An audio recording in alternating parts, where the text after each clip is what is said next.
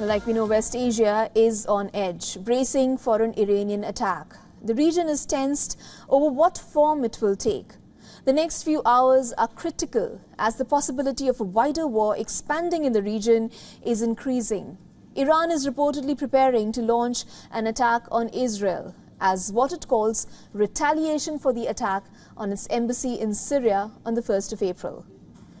And the offensive could occur in the southern or northern regions as early as Saturday. That is today. And it has the potential to trigger out an all-out regional war. Senior US officials have said that Iran, in all likelihood, will attack Israel before the weekend. According to reports in Israeli media, Iran can launch missiles and drones today.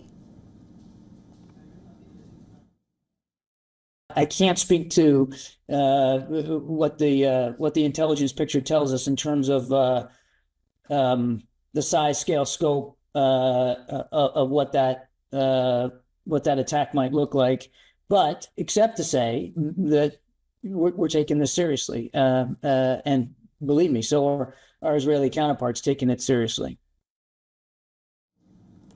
Iran has sent a message to the United States through the Arab countries, and I'm quoting from that. If you intervene in a conflict between US and Israel, we will attack American bases in the region. The warning comes as US President Joe Biden stated that he was expecting Tehran to attack Israel sooner than later. However, he has warned Iran against attacking, stressing that the United States will defend Israel. We are devoted to the defense of Israel. We will support Israel. We will help defend Israel, and Iran will not succeed. Joe Biden, who has been receiving constant updates on the situation from his national security team. Well, the 81-year-old commander-in-chief also issued a one-word warning to Iran. What is your message to Iran? What is your message to Iran right now? Mr. President, to Iran in this moment. Don't. Despite the fears of regional tensions escalating, Israel's military has said that they have prepared plans to respond to a possible Iranian attack. According to the army's spokesman, Israel is ready for a wide variety of scenarios that include both defensive and offensive actions.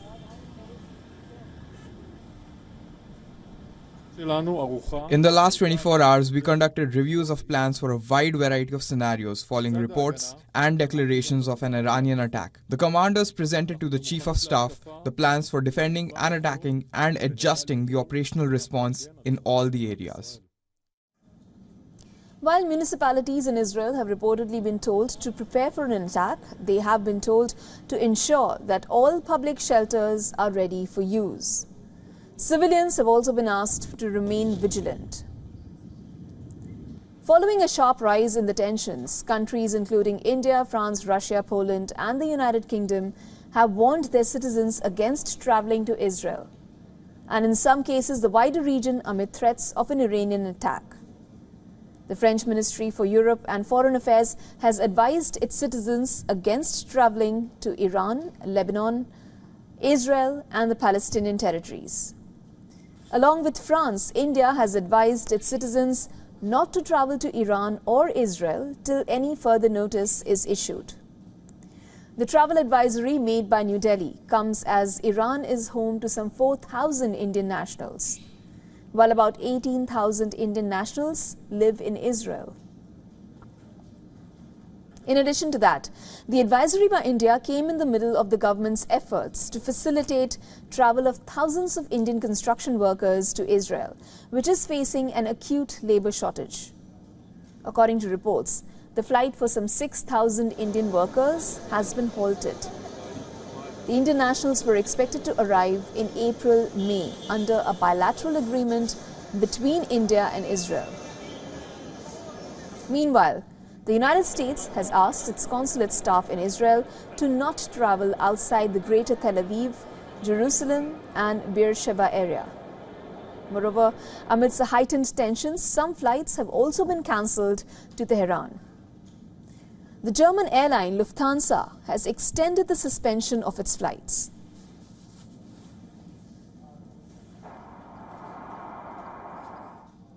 Now, keeping a focus on the possibility of an Iranian attack on Israel, according to reports, the United States has increased the number of its troops sanctioned in the West Asia.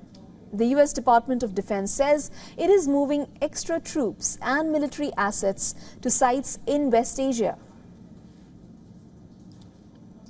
According to a defense official, the deployments are designed to bolster regional deterrence efforts and increase force protection for U.S. forces.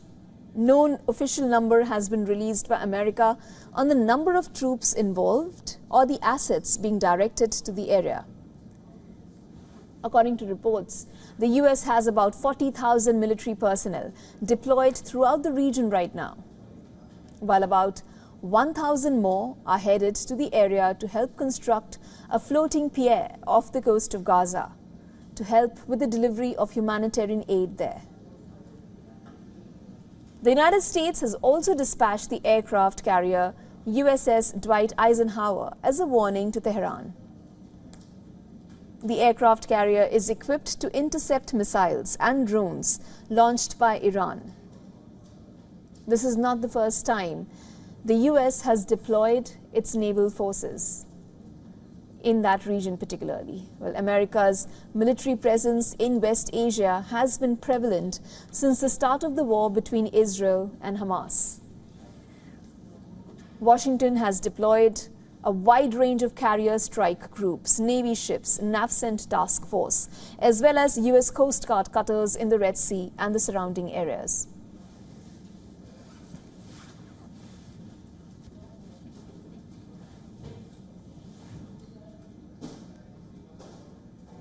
Meanwhile, there is no end to U.S. President Joe Biden's son, Hunter Biden's troubles. A U.S. federal judge has declined to dismiss gun charges against U.S. President's son. Junior Biden claims that he is being prosecuted for political purposes. In 3 separate filings, U.S. District Judge Mary Ellen Noriega denied the defense's argument that the case should be dropped because of vindictive prosecution. In her ruling, the judge said that Hunter Biden's legal team did not provide any concrete evidence in regard to their claims that proves Special Counsel David Weiss was buckling under political pressure in bringing the case against him. Junior Biden was indicted on 3 gun-related charges last September. 2 counts were for failing to disclose drug use when seeking to buy a weapon. The other count was for unlawful possession of firearm while addicted to a controlled substance. Hunter Biden has pleaded not guilty to all charges after a deal with the government fell apart in his plea deal. The ruling marks another legal setback for Hunter Biden after a federal judge in California early this month blocked similar challenges to a 9-count indictment on tax charges. If convicted, Hunter Biden faces up to 17 years in prison. That trial is scheduled to start on the 20th of June.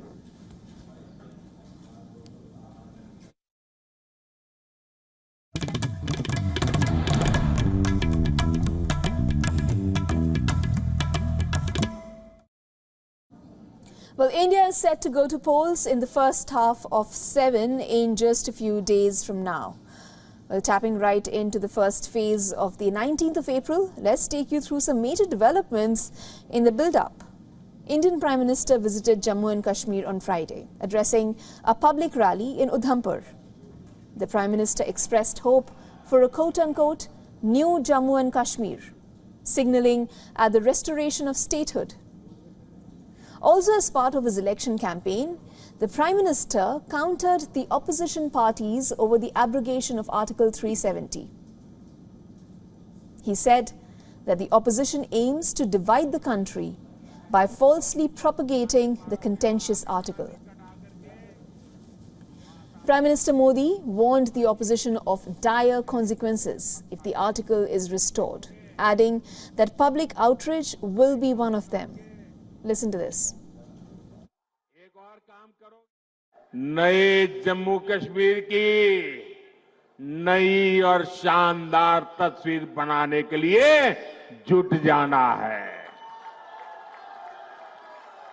वो समय दूर नहीं जब जम्मू कश्मीर में भी विधानसभा के चुनाव होंगे।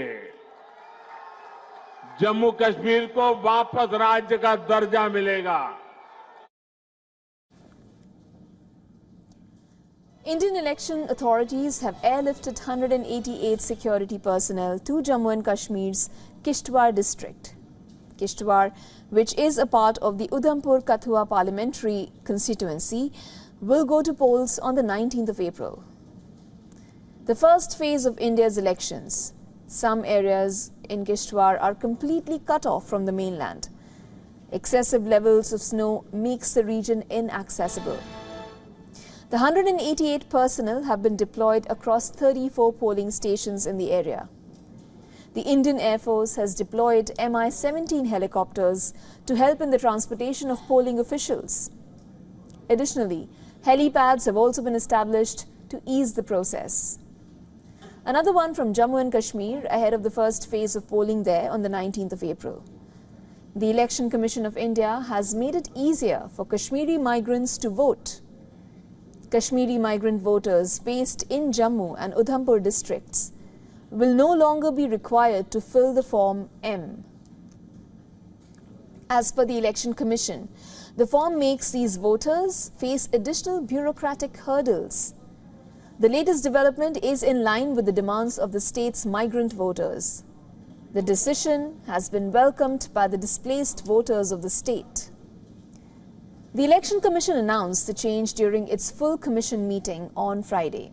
At least 29 special polling booths have been set up in India's northeastern state of Manipur. These special booths will cater to about 5,000 voters who have been displaced.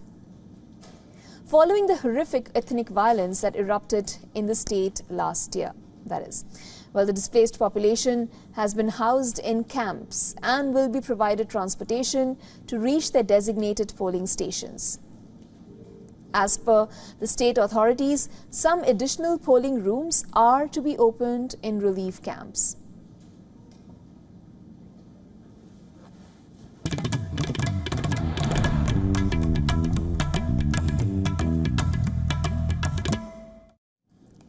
Nearly 10,000 people have now been evacuated from Russia's Orenburg city along the Ural River amid rising floodwaters. Now the havoc extends to neighboring Kazakhstan, where several rivers have flooded their banks due to rapid melting of snows. Just last week, many rivers in Russia and Kazakhstan, including Europe's third largest Ural River, burst their banks. Rapidly melting ice sheets and snow due to rising temperatures has been held to blame. The Ural River flows through the Russian city of Orsk to Orenburg into Kazakhstan and then onto the Caspian Sea. The Russian authorities say the water of the Ural River rose to 2 meters higher than danger levels on Friday. Several villages have been inundated with over 2,000 households completely destroyed. Russia has called the situation extremely grim, with possibly worse to come. The Orenburg governor says nearly 12,000 homes are already underwater and the numbers could reach 20,000 if the waters rose further. Residents claim to not have been warned of the rising waters. They said that the peak of the flood would be on April 10th. Nobody warned that it wouldn't be on the 10th, that all this happened on the 12th. All this was sudden. And if someone says they warned us, nobody warned us. It's my wedding today, but instead of the wedding, I'm taking all the things out of the restaurant.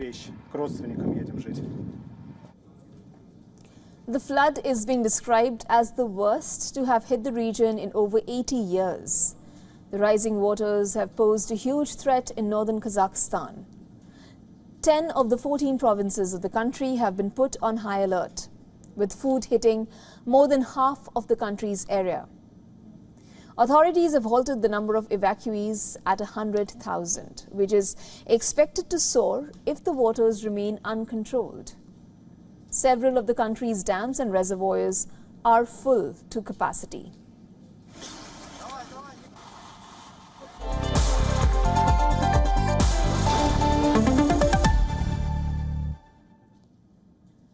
Meanwhile, US stocks tumbled on Friday following a mixed start to earnings reporting season.